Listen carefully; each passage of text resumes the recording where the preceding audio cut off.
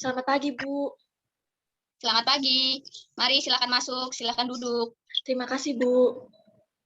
Kalau boleh tahu namanya siapa, Dek? Nama saya Ainun. Nama saya Ayuningsih Nurul Zakiah, panggil saja Ayu, Bu. Oh, kalau boleh tahu, Ayu tadi dari mana? Barusan tadi saya habis dari kampus, Bu, baru saja selesai kuliah. Bagaimana dengan kuliahnya hari ini? Alhamdulillah, Bu, berjalan lancar, terus juga menyenangkan. Kuliah di mana, Mbak Ayu? Kebetulan saya kuliah di UAD, Bu. Oh, di UAD. Ambil jurusan apa, Mbak? Saya ambil jurusan bimbingan dan konseling. Bimbingan dan konseling. Oh, bimbingan dan konseling, saya alumni di sana, Mbak. Saya dulu ambil jurusan itu juga. Sekarang Ayu udah semester berapa? Sekarang saya udah semester 5, Bu, semester akhir. Kalau semester 5 akhir itu berarti tingkat 3 ya? Iya, Bu, betul. Udah menjadi senior berarti. Kalau saya sih nganggapnya bukan senior ya, Bu, tapi kayaknya kalau orang-orang nganggapnya begitu, Bu. Oh, begitu. Berarti tinggal 1,5 tahun lagi udah lulus ya? Iya, Bu, insya Allah. Mohon doanya saja ya, Bu, biar saya bisa lulus tepat waktu. Amin. Harus semangat biar cepat lulus terus wisuda. Amin, Bu. Terima kasih, Bu. Sebelumnya Mbak Ayu datang ke sini atas dasar keinginan sendiri atau bagaimana nih? Iya, Bu, saya datang ke sini ini atas dasar keinginan saya sendiri, Bu. Nggak ada paksaan dari orang lain atau orang sekitar saya. Wah, bagus kalau begitu. Sebelumnya apakah Mbak Ayu pernah datang ke sini? Sebelumnya belum pernah, Bu. Baik, begini. Konseling di lembaga ini adalah salah satu layanan yang berusaha untuk membantu mahasiswa yang sedang menghadapi masalah atau atau kesulitan agar dia mampu untuk memecahkan masalahnya atau agar dia mampu untuk mengambil keputusan yang tepat baginya. Nah, sampai di sini apakah Mbak Ayu sudah mengerti? Alhamdulillah, saya mengerti, Bu.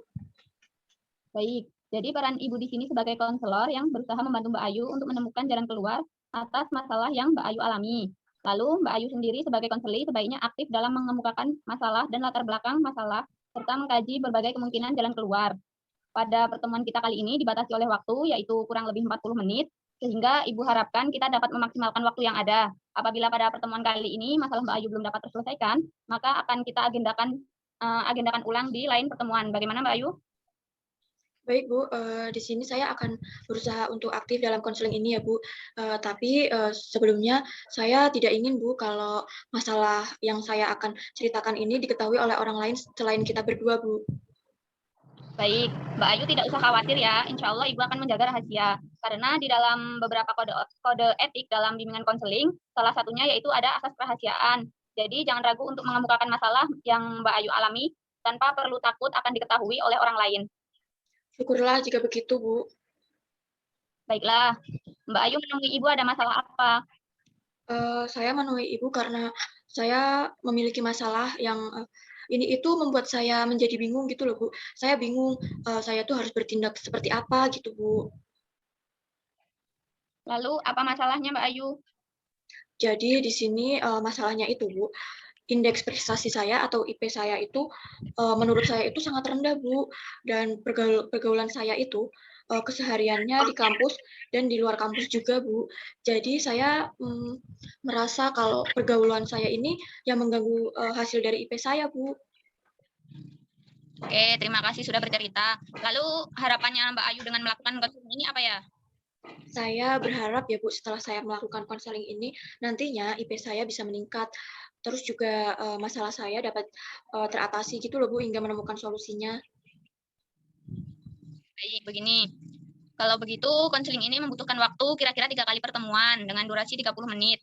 Bagaimana? Apakah Mbak Ayu setuju? Iya, Ibu, saya setuju. Baiklah, kalau begitu kita mulai konselingnya. Coba ceritakan masalah apa yang sedang Mbak Ayu alami pada saat ini. Begini, Bu, saya ini punya masalah dengan pergaulan saya yang berkaitan terus ini tuh berkaitan sama IP saya gitu loh, Bu. IP saya itu jadi sangat rendah di semester ini, Bu. Kalau boleh tahu, bagaimana kondisi pergaulan Mbak Ayu yang saat ini? Saya itu punya 4 teman akrab, Bu. Tapi Ayo, teruskan Mbak Ayu, bagaimana? saya cukup membencinya, Bu. Subhanallah, menurut Ibu sebaiknya Mbak Ayu jangan berkata seperti itu. Kenapa Mbak Ayu membencinya? Menurut saya ya Bu, IP saya rendah itu gara-gara mereka Bu. Sebenarnya saya pengen berhenti berteman dengan, mereka-mereka itu, tapi tidak mungkin karena, kami itu sudah berteman cukup lama dan pasti nantinya saya akan dikucilkan Bu. Apakah Ayu sudah belajar dengan maksimal? Saya rasa sih sudah ya Bu, itu, kalau menurut saya. Tapi ketika saya belajar itu Bu, saya sering terganggu oleh mereka. Entah tiba-tiba mereka datang, entah tiba-tiba mereka WhatsApp saya, entah tiba-tiba mereka mengajak saya untuk video call grup, seperti itu Bu. Jadi saya itu merasa terganggu gitu loh Bu kadang-kadang, karena waktunya itu tidak tepat gitu Bu. Oke, kalau boleh tahu bagaimana sih keseharian kalian dalam bergaul? Jadi, keseharian kami itu, kami berempat, selalu pergi ke mana-mana itu bareng Bu, dan kami selalu melakukan hal-hal yang kalau menurut saya itu sangat tidak bermanfaat, Bu. Karena sepulang kuliah itu kami menghabiskan waktu hingga petang hanya untuk, main-main saja, Bu, ke mana-mana gitu, nggak jelas lah gitu loh, Bu. Shopping, terus kayak nongkrong gitu, Bu. Bahkan, tidak jarang juga mereka merupakan ibadahnya gitu loh, Bu. Jadi mereka kayak kalau semisal kita lagi jalan-jalan gitu, misal waktunya sholat kan, Bu, mereka kayak ya udah gitu, kayak mengacaukan gitu, Bu. Hmm, apakah Ayu pernah menegur teman-temannya atau meluruskan pergaulan kalian? Misalnya kayak gini, udah waktu duhur nih, sholat yuk gitu. Pernah nggak? Sudah pernah, Bu, tapi mereka tidak meresponnya. Malahan mereka itu kayak memojokin saya gitu loh, Bu, kalau berargumen saat kami sedang jalan gitu ya, Bu, mereka lupa dengan sholatnya. Terus saya itu sering mengajaknya, Bu, kayak, "Ayo kita sholat dulu, cari musola dulu sekitar sini," gitu loh, Bu. Malah saya dibilang sok alim deh gitu, Bu. Memang sih, Bu, kalau dibanding dengan mereka itu, saya sendiri yang masih sering sholat. Kalau saya puasa sunnah juga mereka sering ngomongin saya kalau saya itu sok alim, sering diledekin gitu, Bu. Sebenarnya sih saya juga pengen tetap menjadi teman akrab mereka. Tadi Mbak Ayu bilang ingin berhenti berteman. Kok sekarang jadi ingin tetap menjadi teman akrab itu bagaimana maksudnya Mbak Ayu? Iya juga sih, Bu. Sepertinya saya tidak bisa mengubah, mindset mereka dan saya ingin, mendapatkan IP saya secara maksimal. Oke, Mbak Ayu pasti bisa. Iya, Bu. Jadi Mbak Ayu membenci pergaulan ini karena banyak dampak negatifnya ya, termasuk ke dalam IP-nya Mbak Ayu yang menurun. Ya begitulah, Bu. Memang, terkadang kita membenci teman kita karena perilakunya yang kurang baik. Tapi saya merasa sedih, Bu. Ayu merasa sedih kenapa? Sejujurnya, Bu, sebenarnya saya sangat menginginkan pergaulan kami ini, karena pada hal yang positif gitu loh, Bu, dengan merubah mereka menjadi orang-orang yang berperilaku baik. Tapi sepertinya untuk merubah itu agak sulit ya, Bu, karena itu semua itu harus, dari diri mereka sendiri, tidak bisa dari orang lain gitu kan, Bu? Iya, benar yang Mbak Ayu bilang. Jadi Mbak Ayu bahagia jika teman-temannya dapat merubah kesehariannya. Iya, Bu, apalagi kami ini sudah berteman cukup lama kan, Bu, dan saya itu bingung dengan kondisi ini. Jika saya menjauhi mereka, itu kemungkinan yang tidaklah mungkin jika pertemanan ini tetap berlangsung, IP saya pasti akan selalu rendah. Jadi Mbak Ayu kesal karena tingkah mereka yang mengakibatkan IP Mbak Ayu menjadi rendah. Iya, Bu, benar. Saya, benar-benar tidak tahu harus bertindak bagaimana. Apalagi kami juga satu kelas, Bu. Jadi Mbak Ayu kesal karena keseharian mereka dan sekarang Mbak Ayu sedih karena sekelas dengan mereka. Betul, Bu, saya tuh gini loh, Bu, saya merasa jengkel dengan kondisi seperti ini. Merasa frustasi dengan keadaan ini? Iya, Bu, kira-kira bisa dikatakan seperti itu. Mbak Ayu merasa frustasi dan kecewa dengan perilaku mereka. Tetapi Mbak Ayu tidak tahu harus berbuat apa. Coba sekarang Mbak Ayu simpulkan. Apa masalah Mbak Ayu yang sebenarnya? Iya, Bu, jadi saya ini sedih karena semua ini, Bu. Masalah saya, Bu, saya menginginkan nilai saya di tiap semester itu maksimal, Bu. Mbak Ayu sedih karena berbagai masalah yang dihadapi hingga menghalangi pencapaian IP yang maksimal. Iya, Bu, kira-kira begitu. Karena saya ini merasa terganggu. saya juga sering kepikiran terkait masalah ini, Bu. Setiap saya mencoba untuk bisa mengerti dan mengubah semua lingkungan agar indeks prestasi saya bisa maksimal di semester yang akan datang. Mbak Ayu sedih karena tidak bisa mendapat IP yang maksimal. Benar, Bu. Beberapa waktu yang lalu, saya sudah mencoba untuk menghindar dari pergaulan mereka, dari mereka itu, Bu. Tapi malah saya yang tidak memiliki teman, Bu. Jadi saya merasa di kampus itu sendirian gitu loh, Bu. Oke, Mbak Ayu merasa tidak nyaman jika tidak punya teman. Iya, Bu. Saya tidak nyaman jika saya tidak memiliki teman, apalagi dengan kondisi seperti ini. Karena kan saya juga butuh bersosialisasi ya, Bu. Selain itu, yang pertama juga saya ingin indeks prestasi saya itu maksimal di setiap semester. Dan yang kedua itu, saya pengen masih bisa tetap berteman dengan mereka, Bu, yang tidak seperti saat ini akhlaknya. Jadi saya ingin berteman sama mereka itu dengan versi terbaik mereka gitu loh, Bu. Dengan mereka yang udah meninggalkan kebiasaan-kebiasaan yang menurut saya itu cukup merugikan, Bu. Jadi Mbak Ayu sekarang ini merasa kecewa jika tidak berteman dengan mereka. Iya, Bu, saya merasa kecewa jika tidak berteman sama mereka. Karena menurut saya itu, ini tuh pertemanan udah cukup lama gitu loh, Bu. Jadi kenapa harus selesai sampai sini aja gitu, Bu. Ayu merasa sedih mendapatkan IP kecil dan juga jauh dari mereka. Iya, Bu, saya merasa tidak nyaman karena pergaulan saya yang membuat indeks prestasi saya ini sangat rendah. Mbak Ayu merasa putus asa karena tidak tahu harus mengenai indeks prestasinya yang tidak maksimal dan juga tentang teman bergaulnya. Sebenarnya ini, Bu, saya ingin sekali memberitahu kepada teman-teman saya, Bu, agar sebisa mungkin berubah, tapi saya tidak maksimal. Saya jarang belajar juga sih, Bu. Tadi Mbak Ayu mengatakan ingin memberitahu kepada teman-temannya Mbak Ayu, tetapi kok tidak maksimal dan menginginkan juga indeks prestasi maksimal. Tetapi Mbak Ayu kenapa jarang belajar juga? Iya, Bu. Saya belum melakukan suatu usaha yang maksimal. Andaikan saya belajar maksimal dan dapat memberitahu mereka dengan maksimal. Ya, Bu. Saya belum melakukan suatu usaha yang maksimal. Andaikan saya belajar maksimal dan dapat memberitahu mereka dengan maksimal. Jadi Mbak Ayu merasa sedih dan kecewa karena benar-benar ingin melakukan suatu usaha yang terbaik, sebagaimana ditunjukkan oleh kemampuan Mbak Ayu mengembangkan rencana usaha terbaik dan melaksanakannya, begitu? Iya sih, Bu. Tapi apakah saya bisa merubah indeks prestasi menjadi maksimal dan teman saya itu bisa berubah, Bu? Mbak Ayu masih tidak yakin bisa berubah maksimal, meskipun Mbak Ayu telah mengetahui kekuatan-kekuatan Mbak Ayu untuk mencapainya. Iya sih, Bu. Saya ingin merubah semua kondisi ini. Gara-gara pergaulan saya, indeks prestasi saya itu menurun, Bu. Saya itu merasa jengkel, Bu. Merasa marah dengan diri Mbak Ayu sendiri karena tidak tahu bagaimana cara agar indeks prestasinya meningkat dan juga teman-temannya berubah. Benar, Bu. Tapi seharusnya saya tidak tinggal diam dalam menghadapi semua masalah ini. Saya harus bertindak dan melakukan suatu usaha bagaimana caranya agar IP saya itu bisa maksimal dan memberitahu mereka untuk berubah. Sip, bagus Mbak Ayu.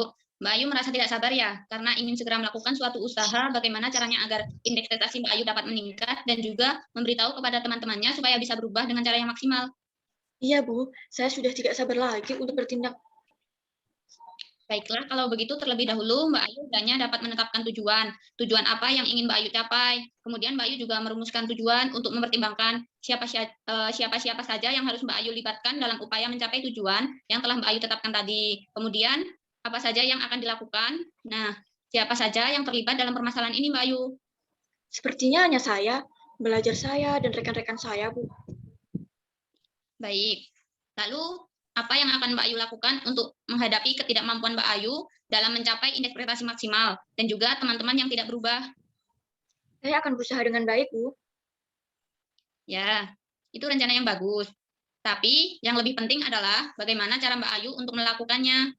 Nah, Bu, masalahnya di samping saya agak rikuh dengan teman-teman saya yang uh, tidak gampang untuk dinasehati dan juga saya itu tidak pandai untuk menasehati dengan baik loh, Bu, sama mereka. Dan saya juga agak malas belajar jika dihadapkan dengan lingkungan seperti ini. Mbak Ayu kesulitan mengemukakan nasihat karena rikuh dengan teman-temannya.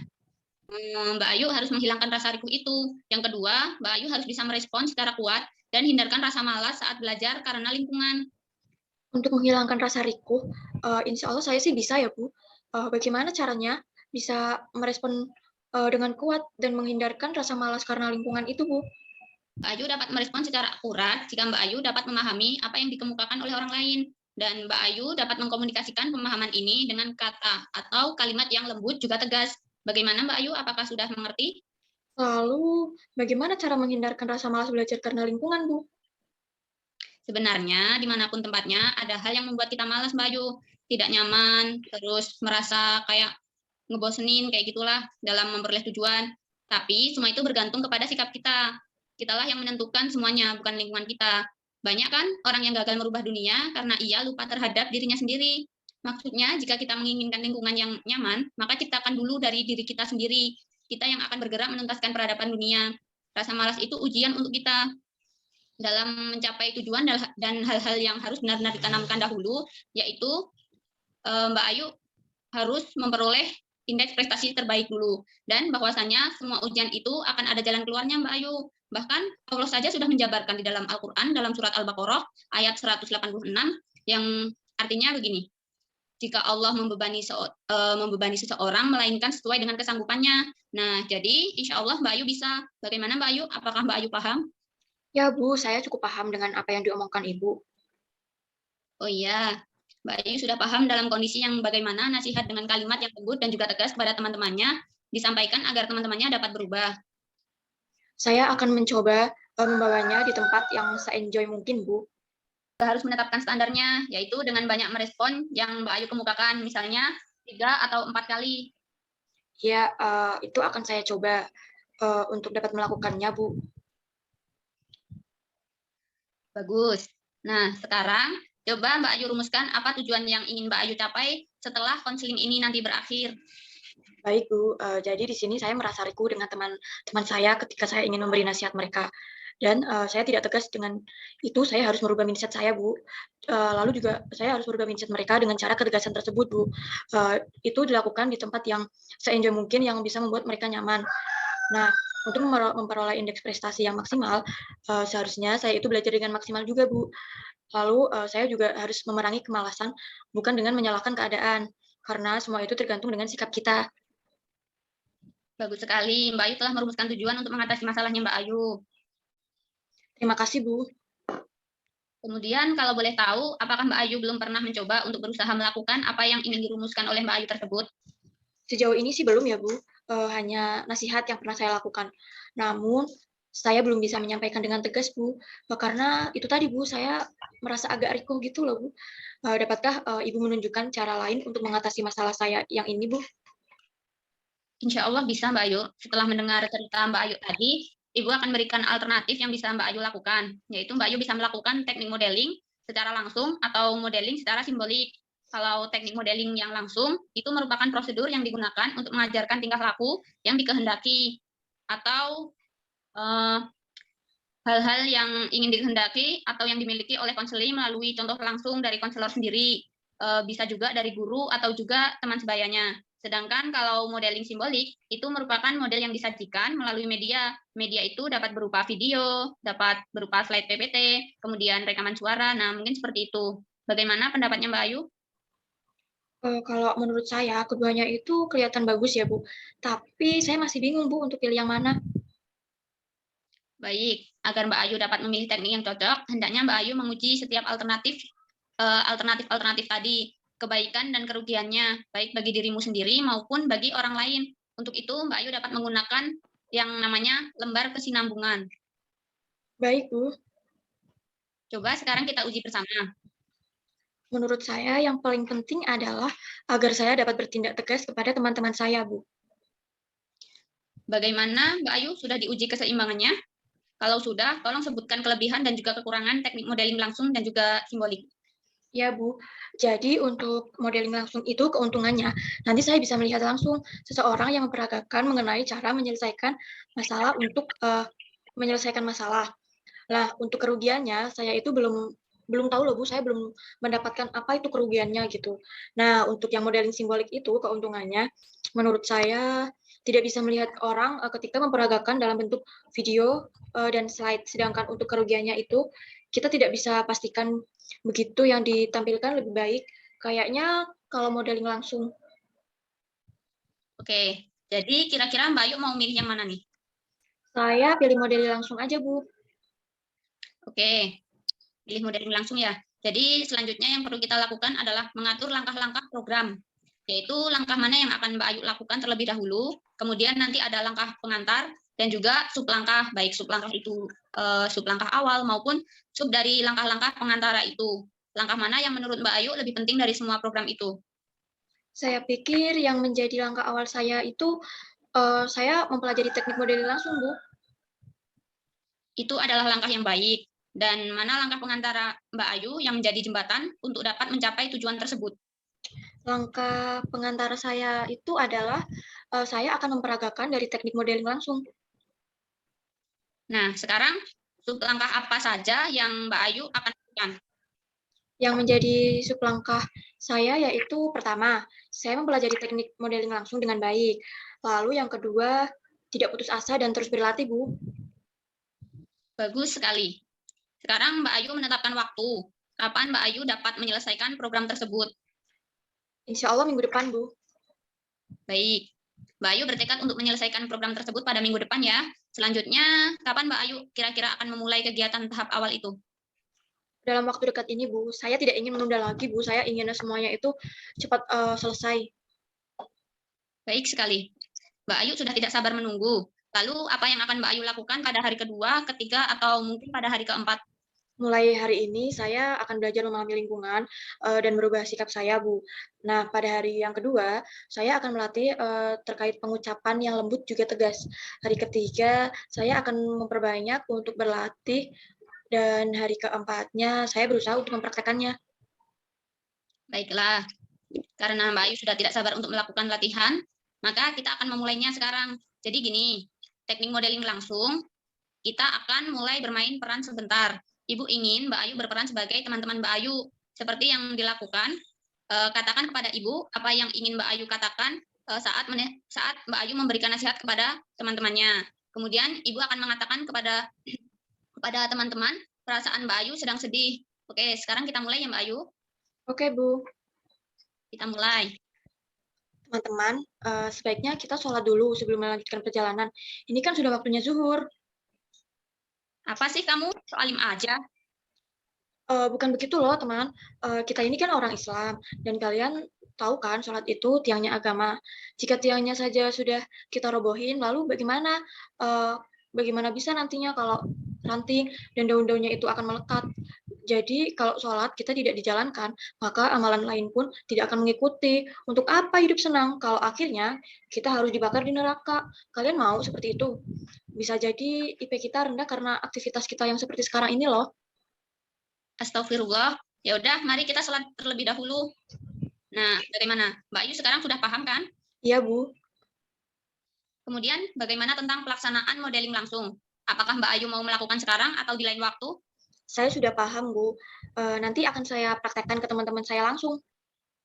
Baiklah, dengan seperti itu, apakah benar nanti teman-teman Mbak Ayu akan sadar? Ya, Bu, saya yakin insya Allah nanti akan saya coba. Karena sebelumnya saya tidak pernah menggunakan cara seperti itu, Bu.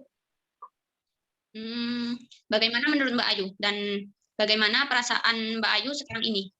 Mantap, Bu. Saya sudah sangat senang dan saya sudah lega karena saya sudah mengetahui apa nih yang saya harus lakukan. Oke, tidak terasa ya kita sudah berbincang-bincang lama rupanya. Waktu kita sudah hampir habis. Untuk memanfaatkan waktu, Ibu ingin bertanya kepada Mbak Ayu mengungkapkan kembali pokok-pokok hasil pembicaraan kita.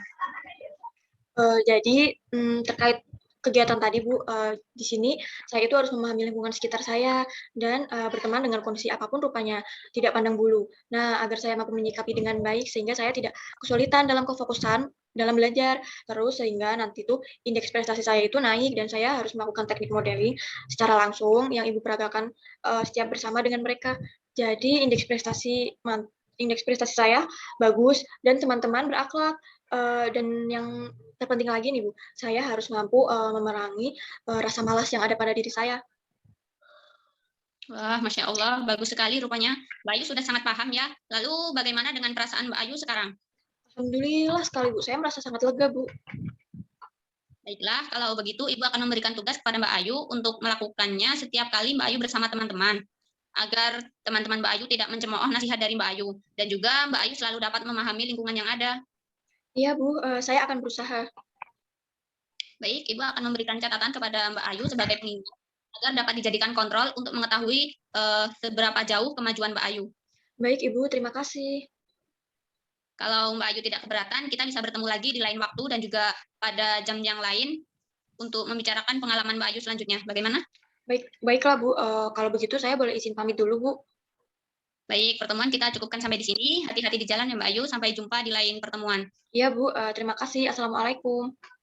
Waalaikumsalam warahmatullahi wabarakatuh.